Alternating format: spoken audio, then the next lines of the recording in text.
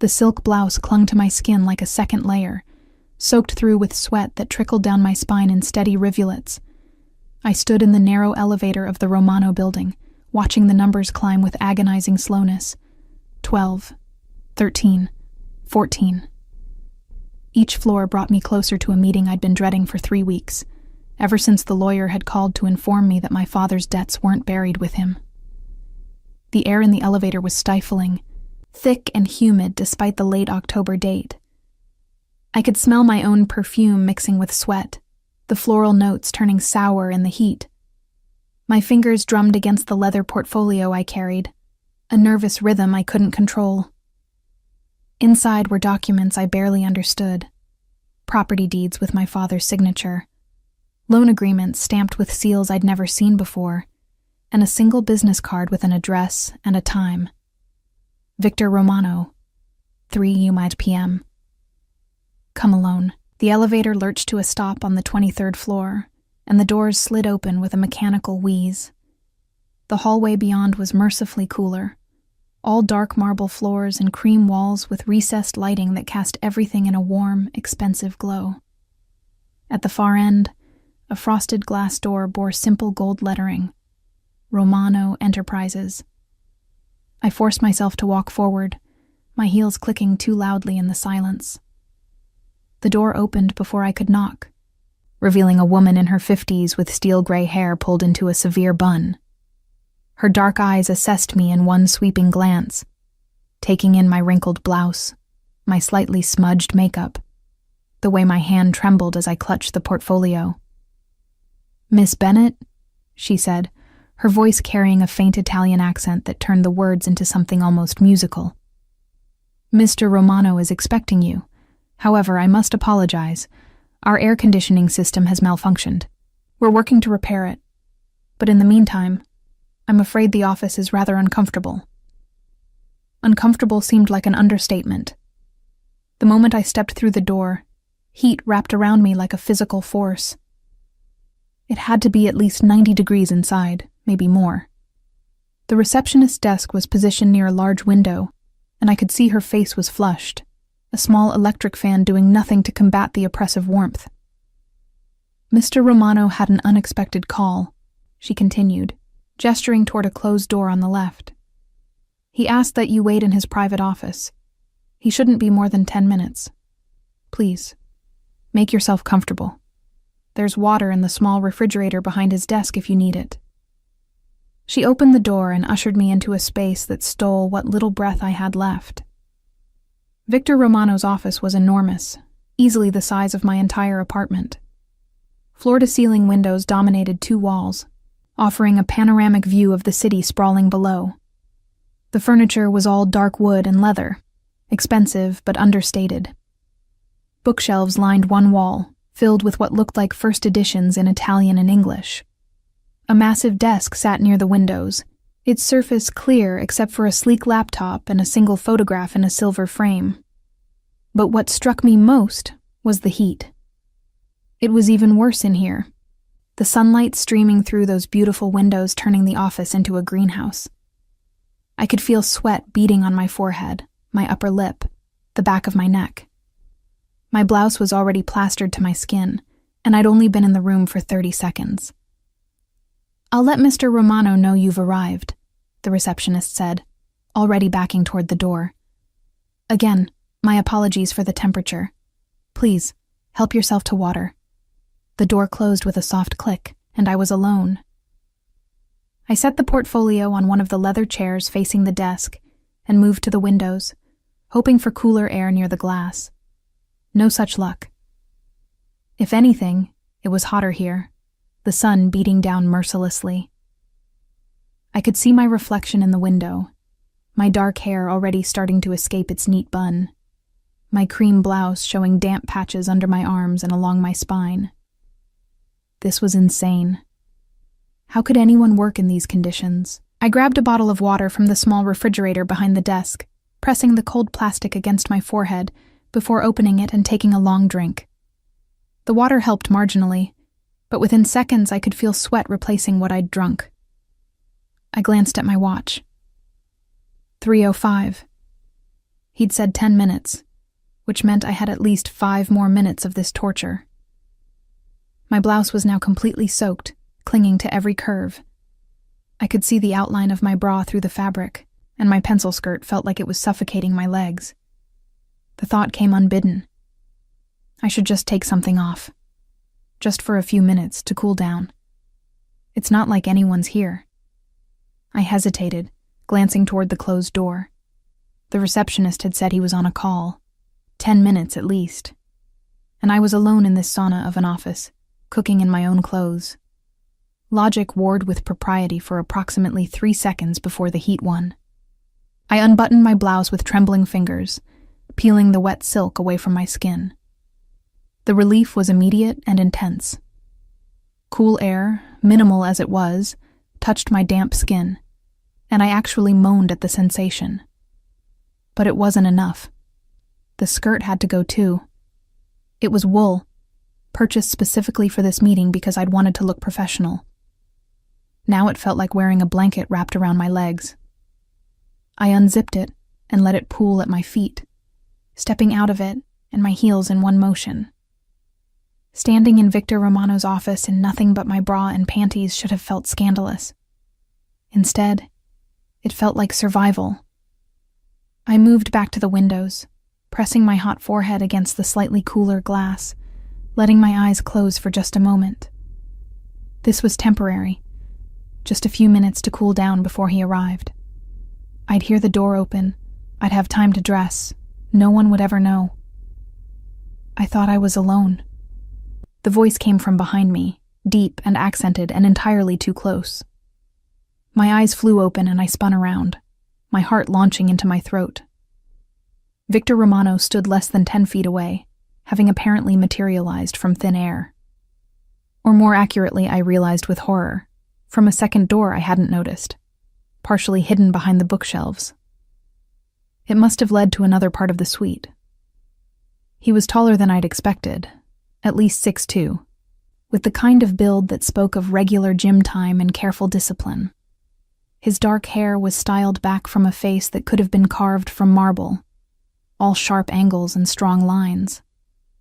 A perfectly tailored charcoal suit emphasized broad shoulders, and his eyes, dark as espresso, were fixed on me with an intensity that made my skin prickle. Those eyes swept over me once, taking in my near-naked state with an expression I couldn't quite read. Not shock, exactly. Not anger. Something else entirely. Something that made heat pool in my stomach for reasons that had nothing to do with the temperature. I should have screamed. Should have grabbed my clothes and covered myself. Should have stammered out an apology or an explanation, or literally anything. Instead, I heard myself say, calm as if we were discussing the weather, I thought I was alone. Something flickered in those dark eyes. Surprise, perhaps. Or was it admiration? His lips curved into the barest suggestion of a smile. Clearly, he said, his Italian accent wrapping around the word like velvet. And clearly my air conditioning has failed at the most inopportune moment. He moved then, crossing to his desk with fluid grace, deliberately turning his back to me. Perhaps you should dress, Miss Bennet. We have business to discuss. His casual tone, the way he'd so smoothly given me privacy, somehow made the situation less mortifying. I grabbed my clothes with shaking hands, pulling on the damp blouse and skirt as quickly as I could. My fingers fumbled with buttons and zippers, and I was acutely aware of him standing there, his back still turned, giving me the courtesy I hadn't expected. I apologize for the state of the office, he continued, his voice carrying easily across the space. The air conditioning system was sabotaged this morning, a message from certain parties who are displeased with some of my recent business decisions. Sabotaged. The word hung in the air, heavy with implications. This wasn't just a broken air conditioner. This was a threat, a show of power, a reminder that Victor Romano existed in a world where climate control could be a weapon. I'm dressed, I managed, my voice steadier than I felt. He turned to face me, and I braced myself for mockery or inappropriate comments.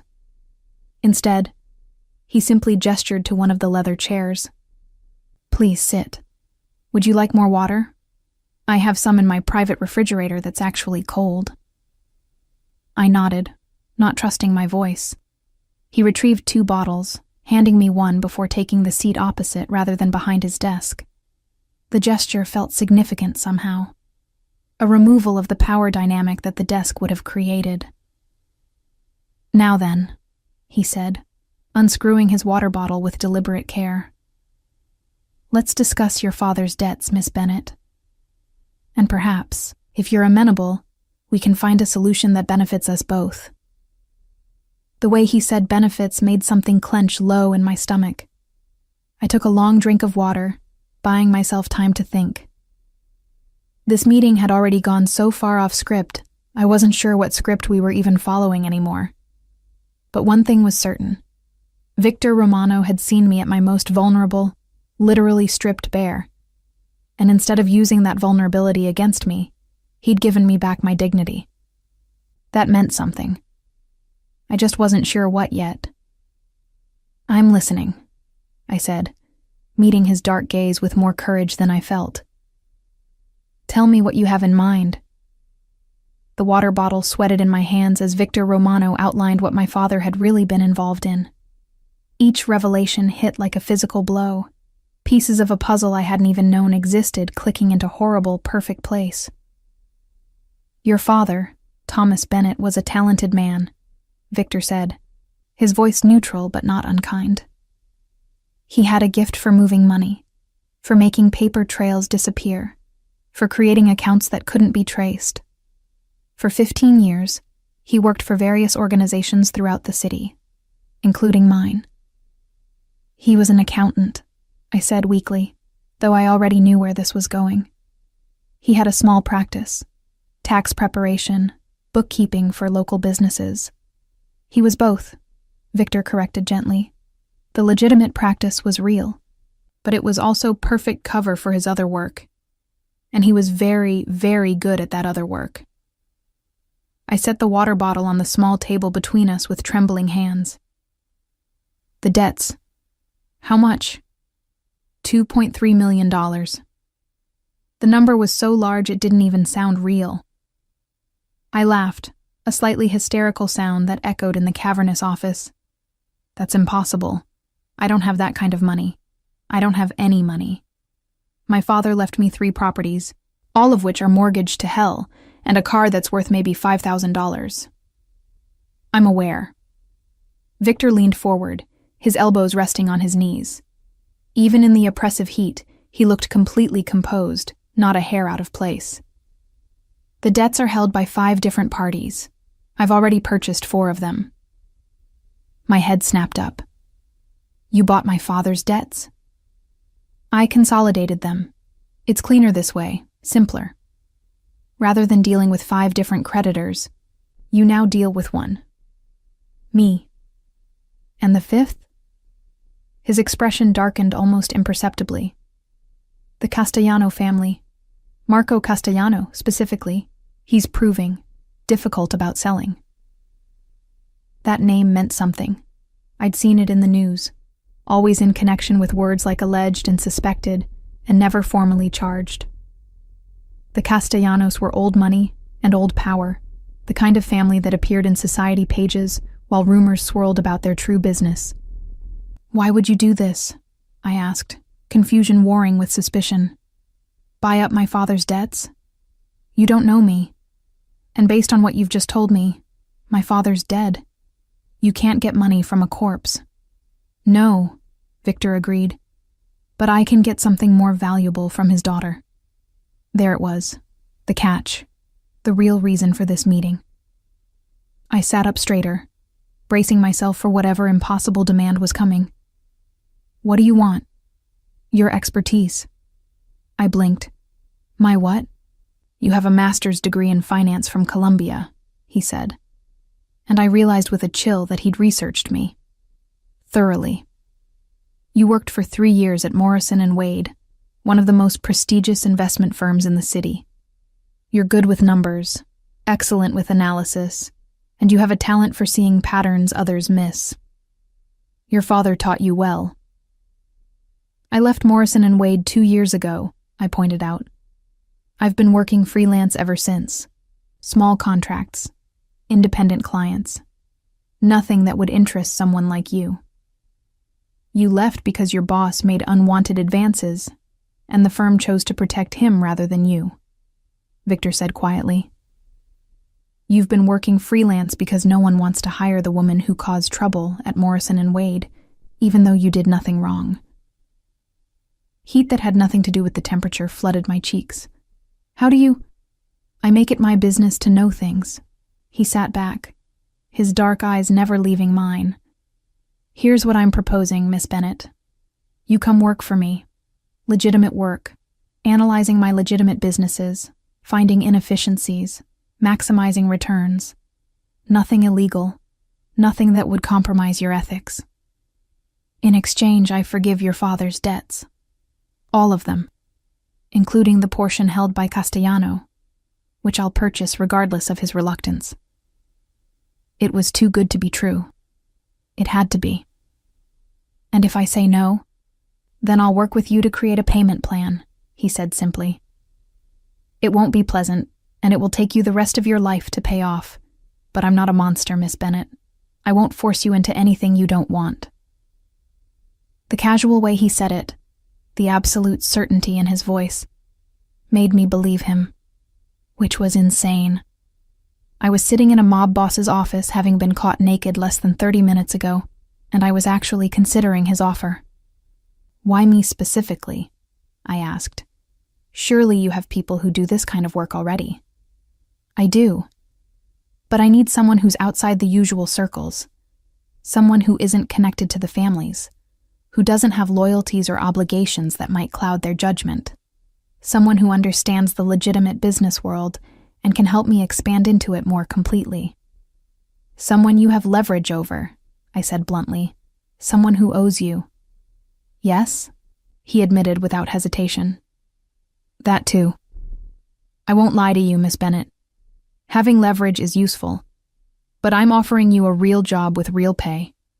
Market rate, full benefits, the opportunity to use your skills for something meaningful. And in return, you get your freedom from a debt you never chose to inherit. I stood, needing to move, to think. The heat pressed down on me from all sides, making it hard to breathe, hard to focus. I moved to the windows again, staring out at the city without really seeing it. Behind me, I heard Victor move.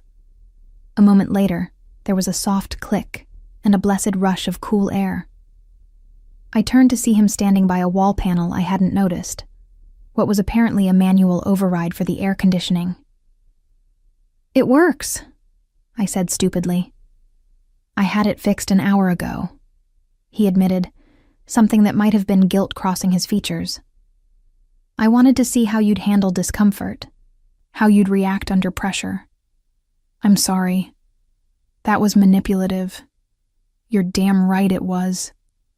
Anger flared, hot and bright. You put me in an impossible situation, watched me strip down like some kind of test, and now you're admitting it was all planned? Not all of it. He moved closer, and I forced myself not to retreat.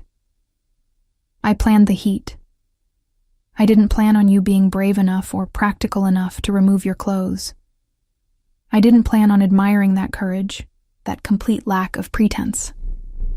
Most people would have suffered in silence, trying to maintain appearances. You did what made sense. So this was all what? An interview?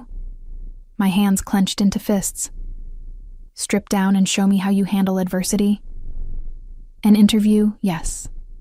Strip down, no. His voice softened. That was entirely you, Miss Bennett, and it told me more about who you are than any resume ever could.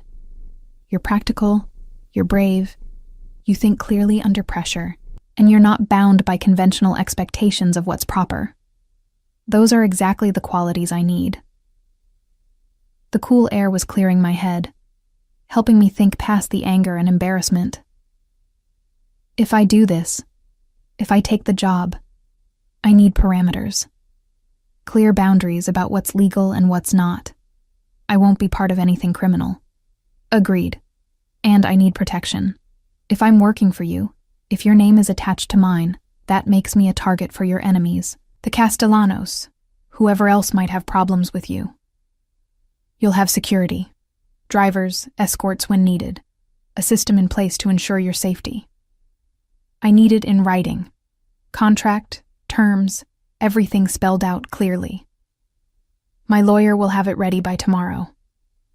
I studied his face, looking for deception, for the trap I was certain had to be there.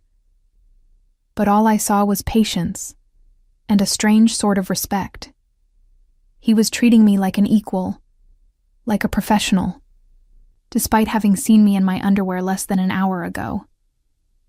One more thing, I said. That moment, when you walked in and found me, undressed, we never speak of it again. It didn't happen. It's erased from both our memories. Something flickered in his dark eyes. If that's what you want. It is. Then consider it forgotten. He extended his hand. Do we have a deal, Miss Bennett? I looked at his hand, at the strong fingers and the simple platinum watch on his wrist, at the olive skin that spoke of Mediterranean heritage. This was a devil's bargain, I was sure of it. Working for Victor Romano would change my life in ways I couldn't predict. But the alternative was drowning in debt I'd never created, spending the rest of my life paying for my father's sins. I took his hand. His grip was firm, warm, his fingers closing around mine with surprising gentleness. We have a deal, Mr. Romano. Victor, he corrected, a smile playing at his lips. If we're going to be working together, we should be on a first-name basis. And please, call me if you have any questions before tomorrow. My receptionist will give you my direct line. He released my hand, but the warmth of his touch lingered. I gathered my portfolio, suddenly desperate to escape this office, and the confusing tangle of emotions swirling in my chest. Miss Bennett, Victor called as I reached the door. I turned back. Issa, he said, using my first name for the first time. For what it's worth, your courage today was impressive. Not everyone could have handled that situation with such grace. I didn't trust myself to respond, so I simply nodded and walked out, past the sympathetic receptionist, into the blessedly cool hallway. It wasn't until I was in the elevator, watching the numbers descend, that I allowed myself to fully process what had just happened. I'd gone to Victor Romano's office expecting to beg for mercy on debts I couldn't pay. Instead, I'd been caught naked, offered a job, and somehow walked away feeling like I'd gained the upper hand. My phone buzzed. A text from an unknown number. Looking forward to working with you. V. I stared at the message, at the simple initial that somehow felt intimate. This was crazy. This was dangerous. This was probably the worst decision I'd ever made. So why did part of me feel like it might also be the best? The contract arrived at my apartment the next morning, delivered by a man in an expensive suit who introduced himself simply as Mr. Romano's attorney. It was 37 pages of dense legal language, but 3 things were immediately clear. The salary was triple what I'd made at Morrison & Wade. The benefits were better than anything I'd seen in the private sector, and there was a clause that made my breath catch. Employee agrees to maintain absolute confidentiality regarding all business matters, both legitimate and otherwise, that may come to her attention during the course of her employment. In exchange, employer guarantees that employee will never be asked to participate in, facilitate, or have direct knowledge of any illegal activities. It was a shield and a cage rolled into one. Victor was protecting me from his world while binding me to silence about it. I should have been terrified. Instead, I felt something close to relief. He was keeping his word. I signed on the 15th page and called the number at the bottom of the contract. Romano Enterprises. The receptionist's voice was warm but professional. This is Issa Bennett. I'd like to speak with Victor Romano, please. One moment, Miss Bennett. The hold music was classical, something Italian and elegant that I didn't recognize. Then Victor's voice, deeper than I remembered. Isa, I trust you received the contract? I'm looking at it now. It's very thorough. I wanted no room for misunderstanding. A pause. Do you have questions? Just one. When do I start? The silence on the other end stretched for several seconds. When he spoke again, I could hear the smile in his voice. Monday, 9 a.m., and Isa, thank you. For what? For trusting me. The call ended before I could respond.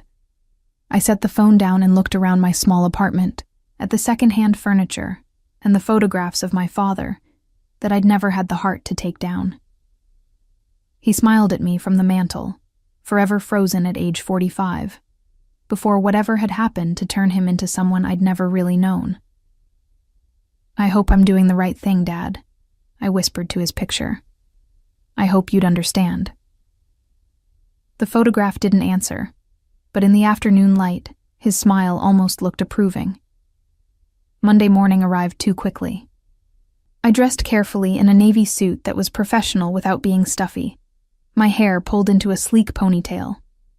The car Victor had promised was waiting outside my building at 8:30, a sleek black sedan with tinted windows, and a driver who opened my door with practiced courtesy. Miss Bennett, I'm Carlo. I'll be your primary driver. He was perhaps 50, with silver-streaked dark hair and kind eyes that crinkled at the corners. Something about him immediately put me at ease. Thank you, Carlo. You can call me Isa. As you wish, Miss Isa. He closed my door and moved around to the driver's seat. Mr. Romano asked me to inform you that your office is being prepared this morning. He'd like to meet with you first to discuss your initial projects. My office. The words sent a little thrill through me.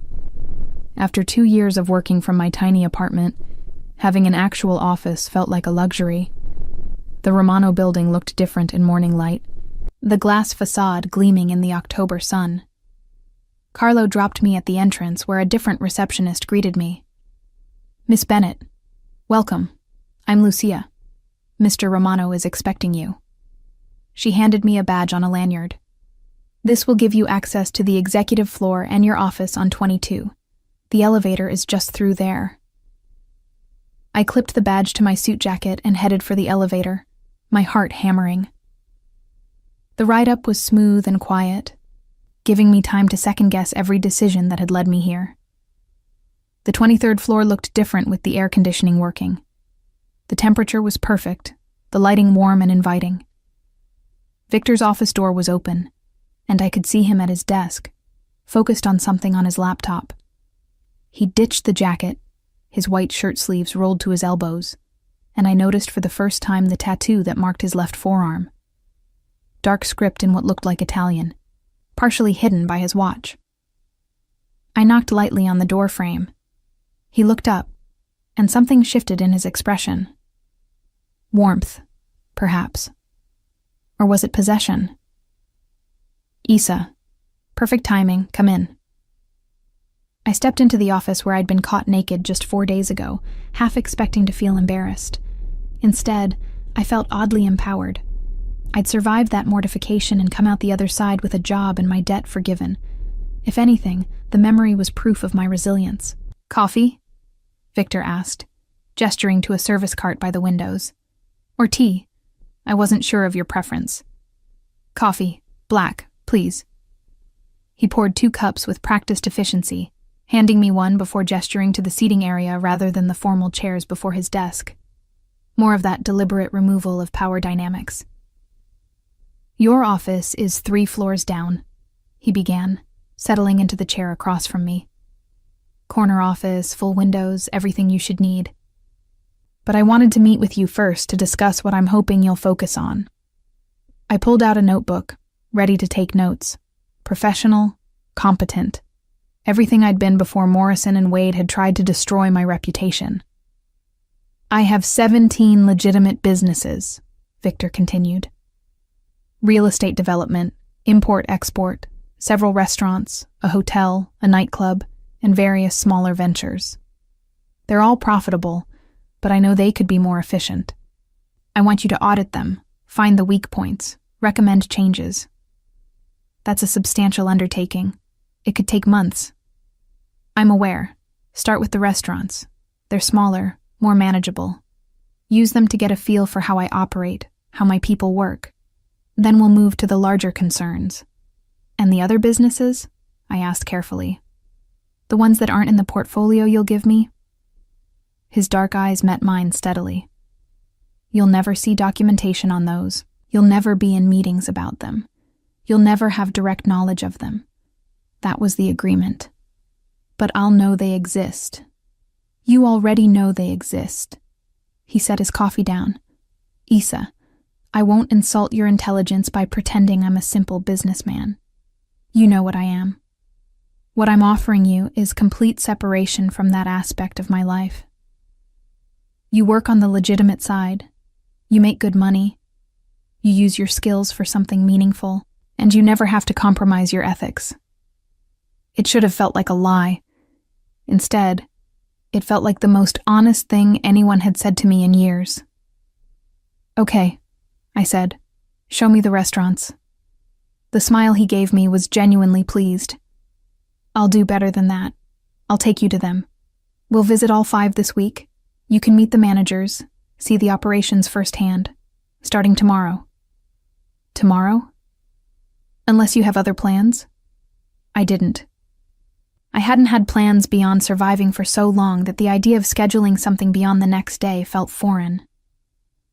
Tomorrow works. Good. Victor stood, and I realized our meeting was over. Lucia will show you to your office and get you set up with everything you need. If you have questions, my direct line is already programmed into your phone.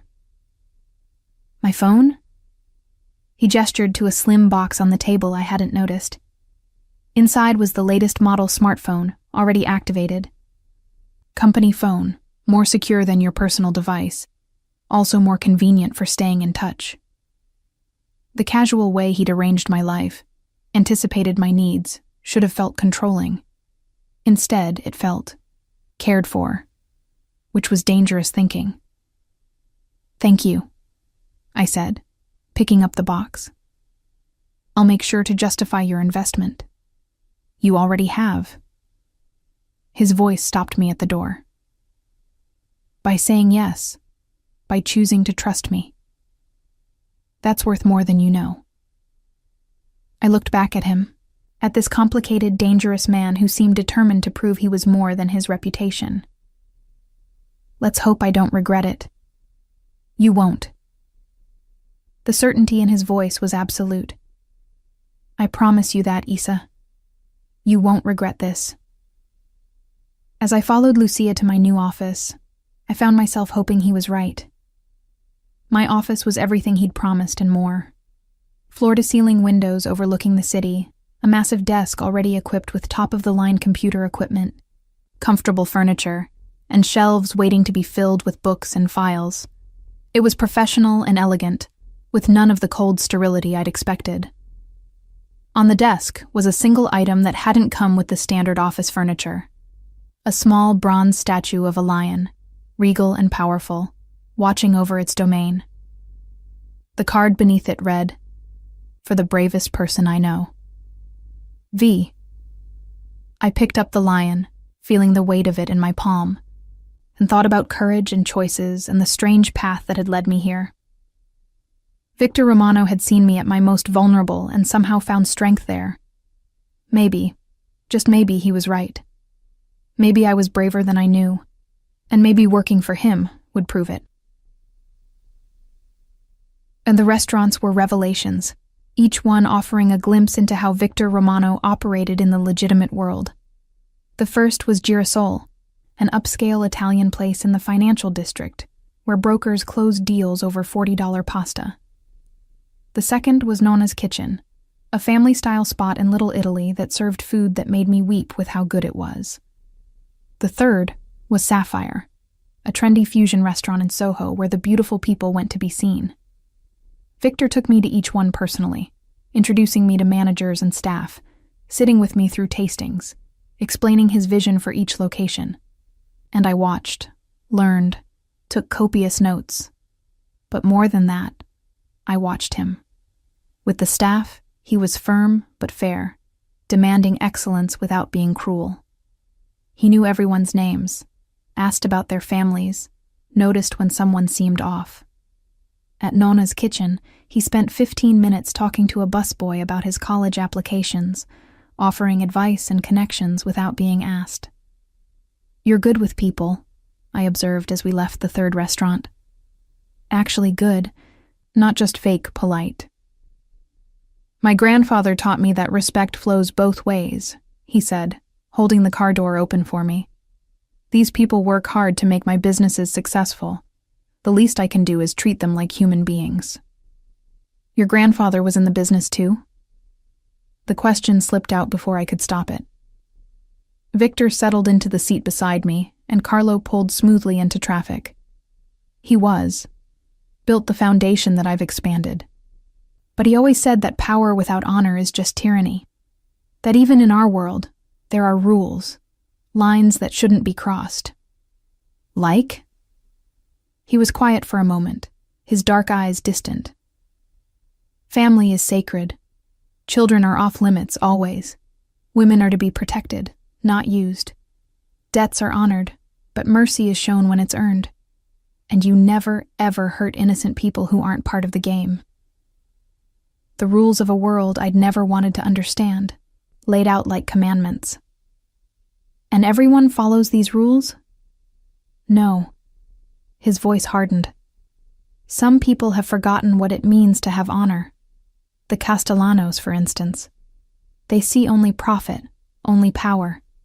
They've forgotten the old ways. The ones who won't sell you my father's debt. The same." He turned to face me fully. "Marco Castellano is going to be a problem, Isa. Not just for me, but potentially for you. He knows I've hired you, knows I've consolidated your father's other debts. He'll see that as a threat." "Why?" "Because your father knew things about the Castellanos' operations. Information that died with him, or so they thought. Now you're working for me, and they're going to wonder what you might know, what your father might have told you." My mouth went dry. He didn't tell me anything. I barely spoke to him the last 5 years of his life. We were estranged. "I know, but they don't, or they won't believe it." His hand covered mine where it rested on the seat between us. The touch was warm, steady, grounding. "That's why you have Carlo. Why you'll have other security when needed. I meant what I said, Isa. You're under my protection now." The heat of his palm against mine sent electricity up my arm. I should have pulled away. This was my boss, a dangerous man, someone I barely knew. But instead, I found myself turning my hand over, lacing my fingers through his. "Why are you really doing this?" I asked quietly. "The job, the protection, all of it. The debt doesn't explain it. You could have just bought it and then worked out a payment plan. Why go to all this trouble?" Victor's thumb traced patterns on the back of my hand. "Do you believe in fate, Isa?" "I don't know. Maybe. I do. I believe that sometimes people are put in our paths for a reason." His dark eyes held mine. "That day in my office, when you walked in and I saw you for the first time, something shifted. Then later, when I came through that door and found you there, so completely yourself, so unconcerned with pretense or propriety, I knew." "Knew what?" "That you were going to change everything." The words hung between us, heavy with meaning I wasn't ready to examine. Carlo pulled up to my building and the spell broke. Victor released my hand, but slowly, reluctantly. "Tomorrow we'll visit the last 2 restaurants," he said, his voice returning to professional neutrality. "I'll pick you up at 9. You don't have to, personally. I want to. Simple, direct, leaving no room for argument." I gathered my bag and the folder of notes I'd accumulated. Victor? Yes? Thank you for trusting me with this, for giving me a chance to prove myself. You're the one doing me the favor, he replied. Don't ever forget that, Issa. You have power in this arrangement too. As I rode the elevator up to my apartment, I thought about power and protection, and the way his hand had felt wrapped around mine. This was getting complicated in ways I hadn't anticipated. Victor Romano was supposed to be my boss, my debt holder, the dangerous man I worked for out of necessity. He wasn't supposed to make my heart race every time he looked at me. He wasn't supposed to be thoughtful and protective and surprisingly kind. He wasn't supposed to see me, really see me, in a way no one had in years. But he did. All of it. And God help me. I was starting to want more. The next 2 weeks blurred together in a haze of restaurant visits, financial analysis, and increasingly personal conversations with Victor. He picked me up most mornings, often bringing coffee exactly how I liked it, even though I'd never told him my preference. He stayed late at my office, reviewing my findings, discussing strategies, talking about everything from business to books to childhood memories. I learned that his mother had died when he was 12, that his father had raised him to take over the family business with an iron hand and impossibly high standards. I learned that he'd wanted to be an architect once, that he still sketched buildings in his spare time, that he had a scar on his shoulder from a knife fight when he was 17.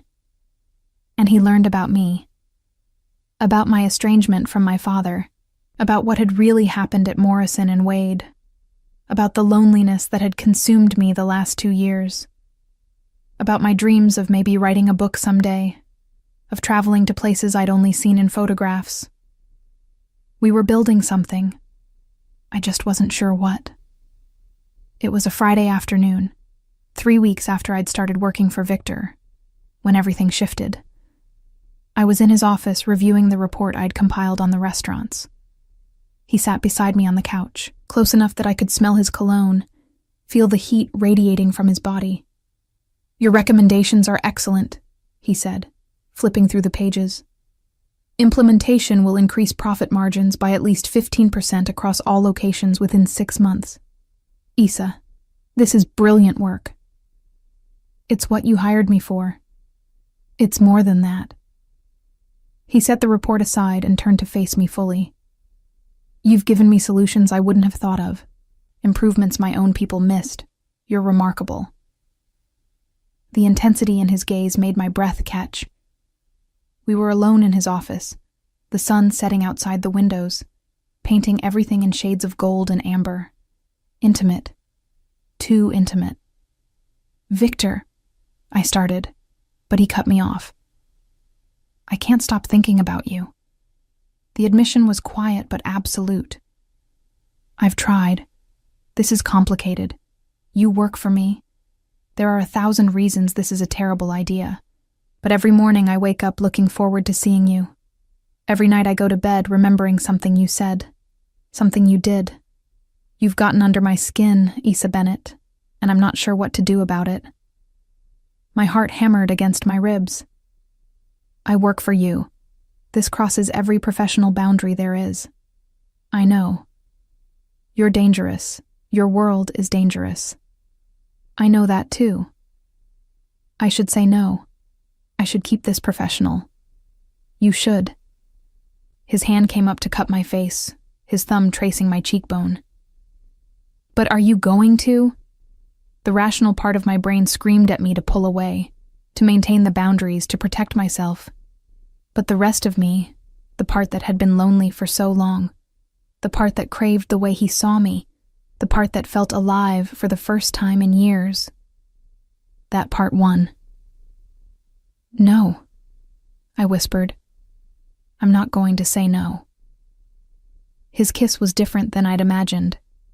Gentle at first, almost questioning, as though despite everything he'd said, he still wanted my consent. I answered by pulling him closer, by opening my mouth under his, by letting myself fall into the moment without thinking about consequences. When we finally broke apart, both breathing hard, he rested his forehead against mine. This changes things. I know. I'm going to want more, Issa. More time, more of you. I'm not good at casual. Neither am I. And I'm possessive. His hand slid to the back of my neck, holding me close. If we do this, if we're together, you're mine. I don't share. The declaration should have set off warning bells. It was too much, too fast, too intense. But instead, I felt something settle into place in my chest, like coming home. Okay, I heard myself say. I'm yours. The smile he gave me was fierce and triumphant, and absolutely beautiful. Say it again. I'm yours, Victor. Again. Yours, I whispered against his lips. Completely yours. This time when he kissed me, there was nothing gentle about it. It was claiming, possessive, a promise and a threat all wrapped together. And I surrendered to it willingly, knowing that I was stepping off a cliff with no idea what waited at the bottom. But for the first time in years, I didn't care. Victor Romano had awakened something in me that day in his overheated office, something brave and reckless and hungry for more than just survival. He'd seen me naked and found courage. He'd seen me vulnerable and found strength. He'd seen me completely, flaws and all, and wanted me anyway. How could I possibly say no to that? Moving into Victor's mansion wasn't a decision so much as an inevitability. After that kiss in his office, after the admission that we were together now, things progressed with the kind of speed that should have terrified me, but somehow felt natural. Stay with me, he'd said 3 days after our first kiss, as we sat in his penthouse apartment overlooking the city. We'd been there for dinner, which had led to kissing on his couch, which had led to his bedroom and a night that had redefined what I thought I knew about passion. Not just tonight. Stay. Move in. Victor, we've been together less than a week. I don't care about timelines. His arms tightened around me. I care about you. About having you close, keeping you safe. My estate has everything you could need. Space for an office, a library, grounds you can walk, and security that will make sure the Castellanos can't touch you. The mention of the Castellanos sent a chill through me. Marco had been making noise, according to what Victor's people had reported. Asking questions about me, about what I might know, about my relationship with Victor. The threat was subtle, but present. What about my apartment? It was a weak protest, and we both knew it. Keep it if you want, or let it go. I'll cover the lease termination if that's the issue. Issa, I need you close. It's not just about wanting you in my bed, though I certainly want that. It's about knowing you're protected. By you. By me. His hand cupped my face, forcing me to meet his intense gaze. I know it's fast.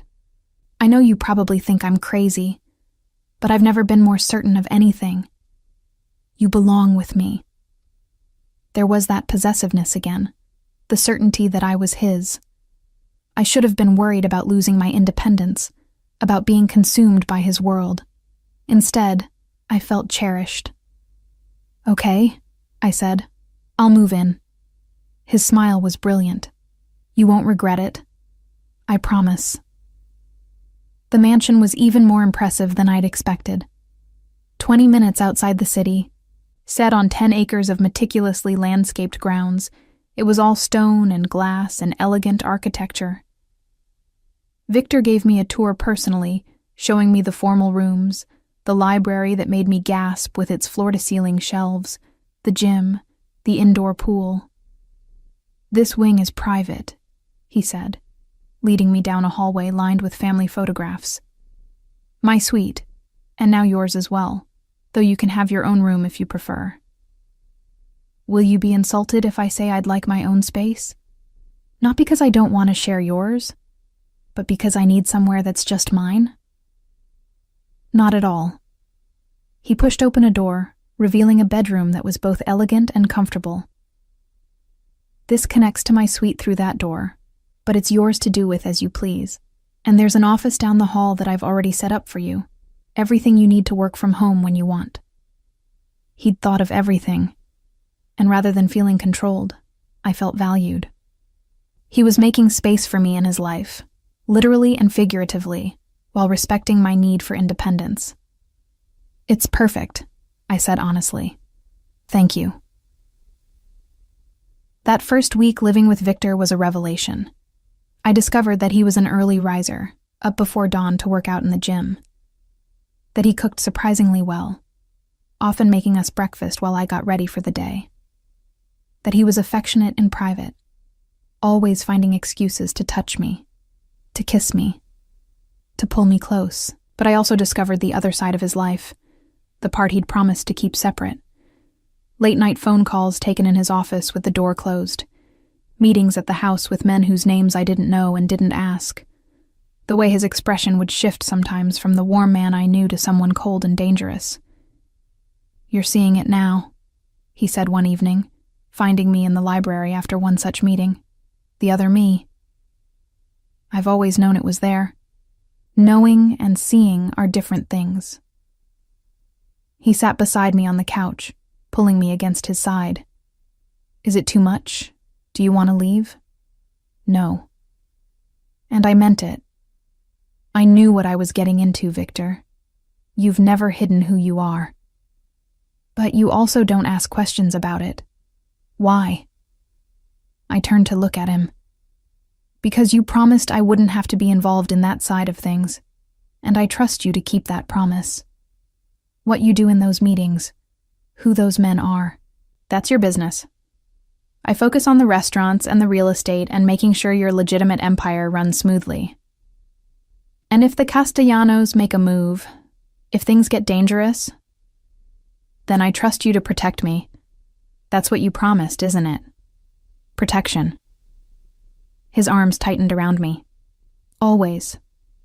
No matter what it costs me, Issa. I'll keep you safe." The intensity in his voice made me shiver. "I believe you. Good." He pressed a kiss to my temple. "Because I'm going to need you to trust me completely soon. Marco Castellano has agreed to meet with me, to discuss selling me that final portion of your father's debt." "Why would he do that now? He's been refusing for weeks." "Because I'm bringing you." Victor's voice was careful. "He wants to meet the daughter of Thomas Bennett, to assess whether you're a threat, to see if you know anything that could damage his family. And I'm going to let him think he's in control of the meeting while I negotiate the sale." Fear spiked through me. "Victor, I don't know anything. My father and I barely spoke." "I know, and that's what you'll tell Castellano if he asks. You'll be charming and professional and utterly convincing that Thomas Bennett's secrets died with him." "And if I'm not convincing?" His expression hardened. "Then I'll make it very clear that you're under my protection, and that any threat to you is a threat to me. But I don't think it will come to that. Marco's smart enough to know that starting a war over speculation is bad for business." "When?" "Tomorrow night. Dinner at Castellano's estate. Neutral ground, public enough to be safe." I spent the next day in a state of nervous anxiety that no amount of work could shake. Victor had his people deliver an evening gown to the house, a stunning emerald green that fit like it had been made for me, which it probably had been. "You look beautiful," he said, when I emerged from my room that evening. He was in a tuxedo, looking like he'd stepped out of a magazine, all sharp lines and dangerous elegance. "I'm terrified." "Don't be." He pulled me close, his hand settling at the small of my back. "I'll be right there the entire time. Nothing is going to happen to you, Issa. I swear it." The Castellano estate was similar to Victor's in size and scope, but where Victor's home felt warm despite its grandeur, Marco's felt cold. All marble and minimalist furniture and modern art that probably cost millions but lacked any sense of personality. Marco Castellano himself was perhaps 60, with silver hair and cold eyes that assessed me the moment we walked in. His wife, Teresa, was beautiful in the way that expensive maintenance creates. All designer clothes and perfect hair and a smile that never reached her eyes. "Victor," Marco said, extending his hand. "Thank you for coming. And this must be Isa Bennett. Your father did excellent work for my family, my dear. His loss was a tragedy." The casual lie, pretending my father had only done legitimate work, set my teeth on edge. But I smiled and shook his hand. "Thank you, Mr. Castellano. It's kind of you to say. Please call me Marco. We're all friends here." His gaze swept over me, calculating. "Victor tells me you're working for him now, analyzing his business ventures." "That's right. I have a background in finance." "And your father never discussed his work with you? Never shared any information about his various clients?" There it was, the real purpose of this dinner. I felt Victor's hand tighten imperceptibly on my waist, a reminder that he was there. "My father and I were estranged for the last 5 years of his life," I said honestly. "We barely spoke. I knew he did accounting work, but he never discussed specifics with me." "That's a shame." Marco's smile didn't waver. "Family is so important. Don't you agree, Victor?" "Absolutely." Victor's voice was smooth. "Which is why I'm hoping we can settle this last piece of business between us. The debt you hold from Thomas Bennett, I'm prepared to purchase it at a premium. Shall we say double the original amount?" Generous. Marco led us into a formal dining room where the table was set for 4. "But I'm not sure I'm ready to sell. That debt gives me a certain leverage." "Over a dead man?" Victor's tone was mild, but I heard the steel beneath. "Over his daughter, who works for you now, who lives in your home, who is, if rumors are to be believed, much more than just your employee." The implication hung in the air. I was Victor's weakness, his vulnerability, and Marco was making it clear that he knew it. "Isa is under my protection," Victor said quietly. "Her father's debts are a matter I wish to settle out of respect for that protection. But make no mistake, Marco. Whether you sell me the debt or not, she's not at risk from you. Am I clear?" The temperature in the room seemed to drop 10 degrees. Teresa Castellano cleared her throat delicately. "Perhaps we should sit. Dinner is ready, and we can discuss business later." Dinner was excruciating, a careful dance of polite conversation and veiled threats. Marco probed about my work, about my relationship with Victor, about my father's old clients. I answered with honesty when I could, and careful evasion when I couldn't. And through it all, Victor remained a solid presence at my side, his hand occasionally finding mine under the table. It wasn't until dessert that Marco finally named his price. $5 million for the debt. And a partnership stake in one of your import companies, Victor. The one handling the Mediterranean routes. The Mediterranean routes. Even I knew those were valuable, possibly because they facilitated more than just legal imports. Victor's jaw tightened almost imperceptibly. That's a substantial ask for a $2 million debt. Think of it as an investment in peace, in ensuring that Isa's father's legacy doesn't cause problems for any of us. Translation: pay up, or I'll use the debt as leverage to cause trouble. Victor was silent for a long moment, his dark eyes calculating. Then he smiled, cold and dangerous. Counter-offer. $3 million for the debt, plus I'll give you first option to purchase the building on 5th Avenue that you've been trying to acquire. That's worth more than the Mediterranean partnership, and it doesn't tie us together in ongoing business. Marco considered this, his fingers drumming on the table. $5 million in the building option. $4 million in the building. Final offer. Another pause. Then Marco extended his hand. Deal. I'll have my lawyers draw up the papers. Victor shook his hand, the gesture sealing my freedom. I'll expect them by end of week. The drive home was quiet, Victor's hand holding mine tightly. When we finally pulled through the gates of his estate, he turned to me. "Are you okay?" "I think so." That was intense. "You were perfect. Exactly the right balance of honest and cautious." He cupped my face in his hands. "And in less than a week, you'll be completely free of your father's debts. All of them." $4 million, Victor. That's so much money. "It's worth it." His thumb traced my lower lip. "You're worth it. Your peace of mind, your safety, your freedom from obligations you never chose. It's worth every penny. I don't know how to thank you. Marry me." The words hung in the air between us, shocking in their suddenness. I stared at him, certain I'd misheard. "What?" "Marry me." He said it again, completely serious. "I know it's fast. I know we've only been together a few weeks. But I'm certain about you, Issa. More certain than I've ever been about anything. You're it for me. The one I want to wake up next to. The one I want to build a life with. Marry me." "Victor, this is crazy. We barely know each other. I know everything that matters. I know you're brave and brilliant and kind. I know you make me want to be better than I am. I know that since you came into my life, everything has more color, more meaning. And I know that I'm completely, irrevocably in love with you." My breath caught. "You love me?" Desperately, completely, in a way I didn't think I was capable of. His forehead rested against mine. "I understand if you need time.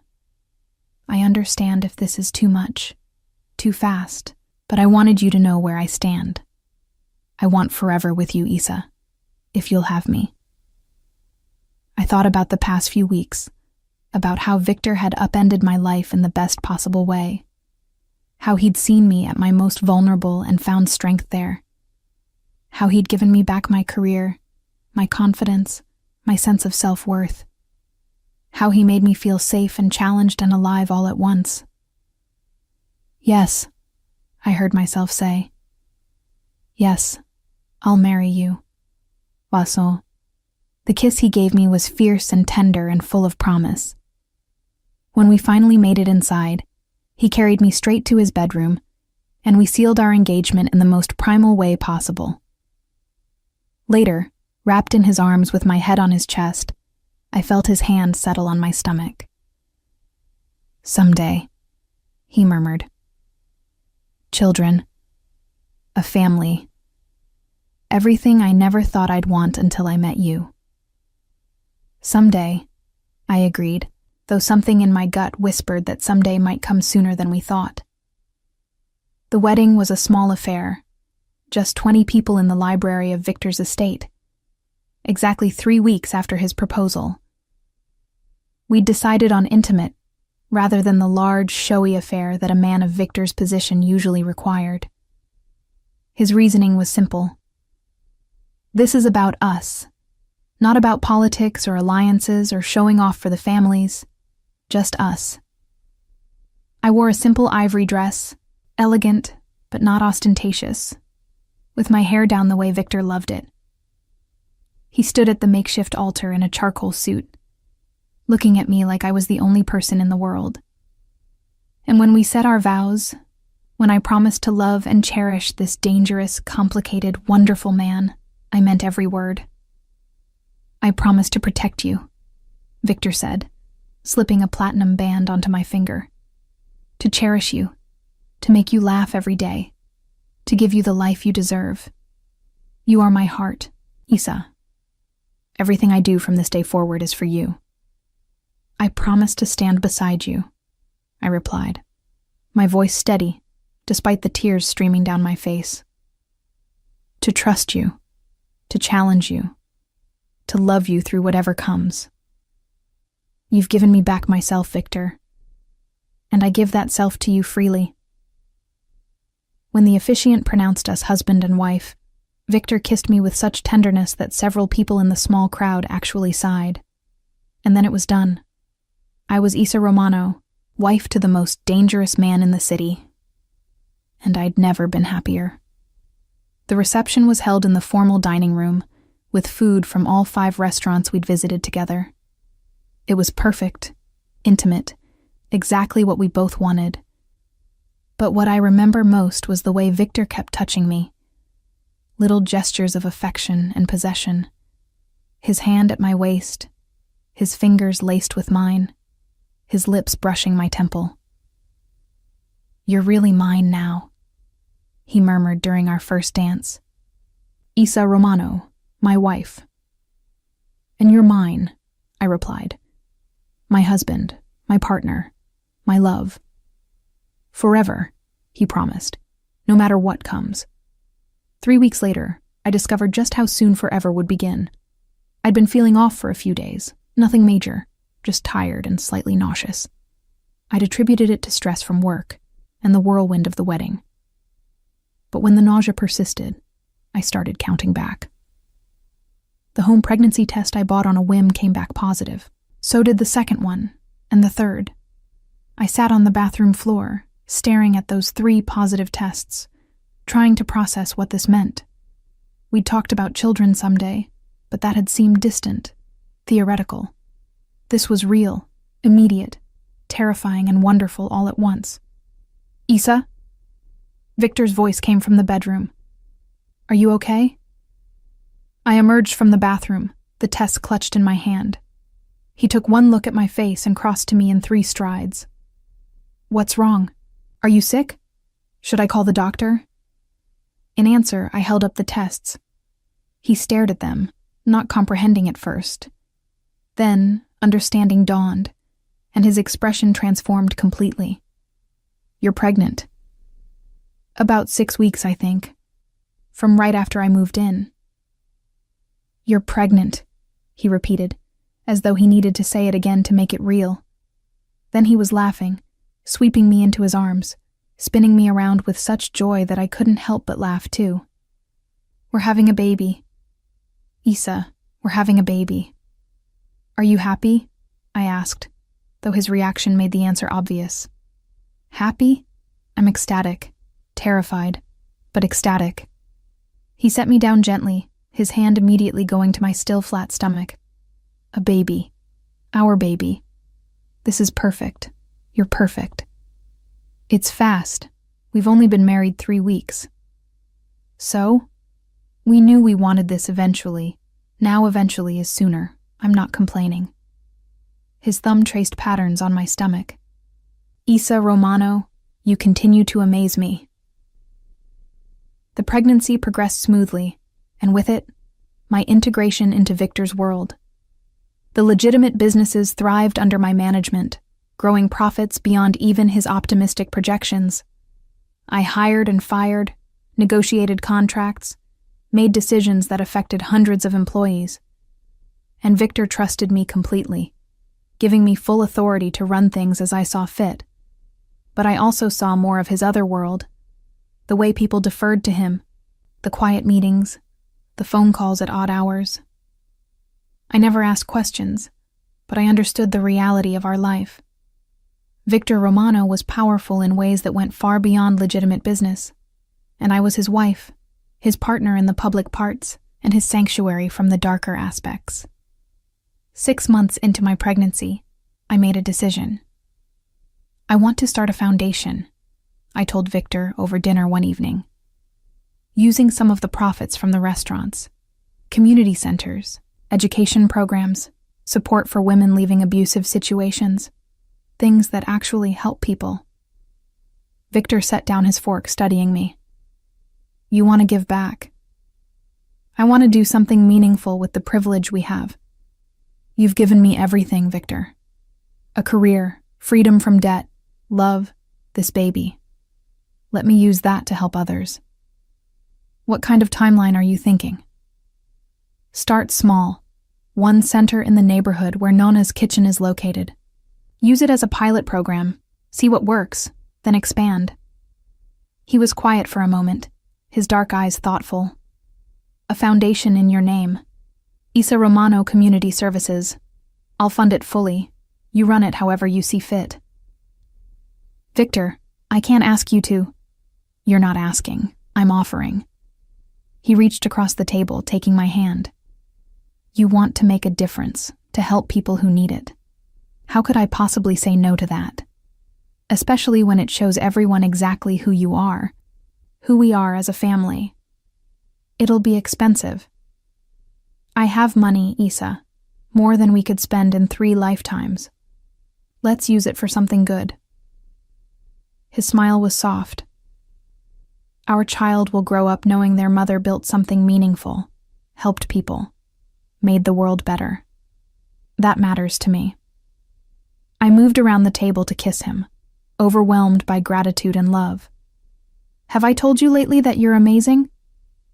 Tell me again anyway. You're amazing. Even when you're being an overprotective, possessive, slightly controlling mafia boss. Especially then, he corrected, pulling me into his lap carefully. His hand settled on my swollen belly, and our baby kicked against his palm. She's active tonight. She's always active when you're near. I think she recognizes your voice. Good. She should know her father. He pressed a kiss to my stomach. Hello, little one. Your mother and I are building a world for you. One that's safer, better, full of possibilities.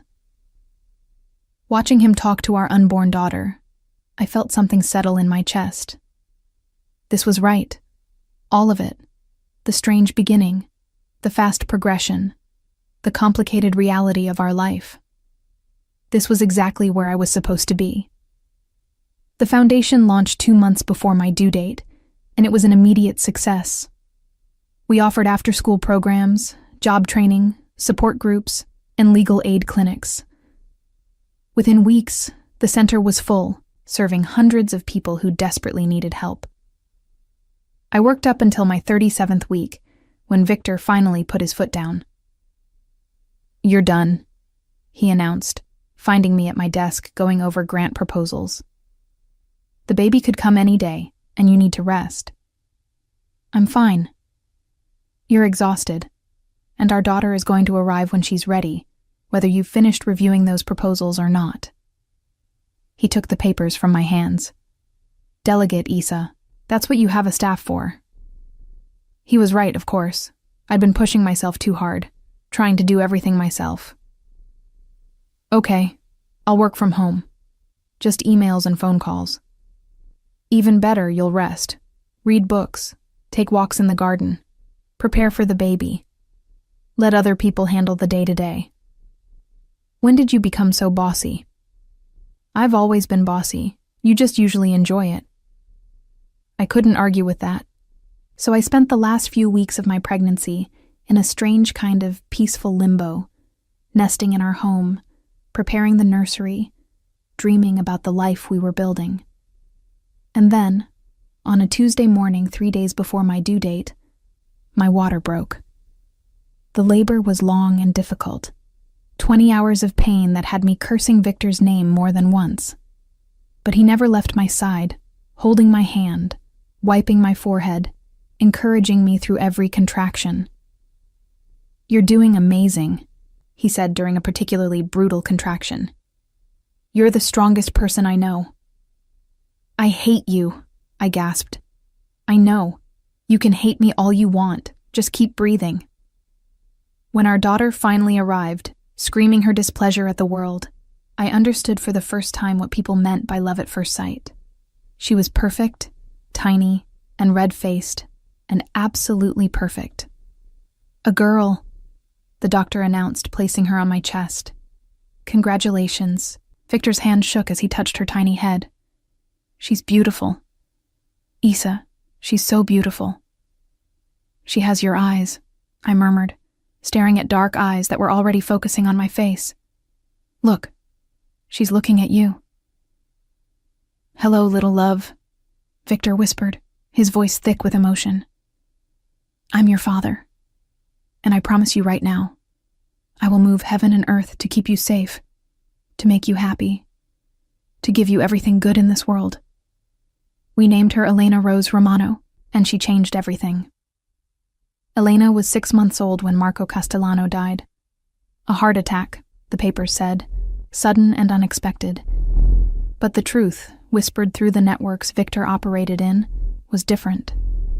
Marco had made a move against a rival family, overstepped, and paid the price.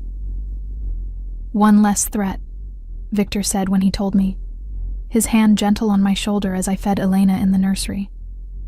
"One less person who might have seen you as leverage against me." I looked down at our daughter, at her perfect face and trusting eyes, and understood in a way I never had before why Victor was the way he was. Why he operated in shadows, why he maintained his power so carefully, why he was ruthless when necessary. He was protecting us, his family, and he would do whatever it took to keep us safe. "I love you," I said, looking up at him. "I know you do terrible things sometimes. I know your world is dark in ways I'll never fully understand. But I also know you do it for us, for this family. Always." He knelt beside the chair, his hand covering mine where it rested on Elena's back. "Everything I do is for you two. You're my heart, Isa. Both of you. My reason for everything. We're lucky to have you. I'm the lucky one." He pressed a kiss to my temple. "You walked into my office scared and desperate, and you gave me everything I never knew I needed. A partner, a wife, a daughter, a purpose beyond just power and control. You saved me, Isa Romano."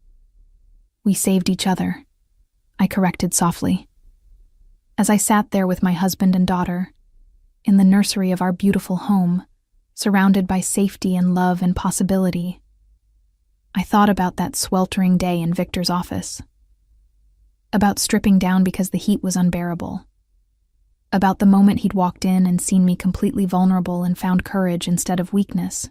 A broken air conditioner had changed my life. Such a small thing, such a random moment. But it had led to this. To everything. Elena made a small sound, already falling asleep against my chest.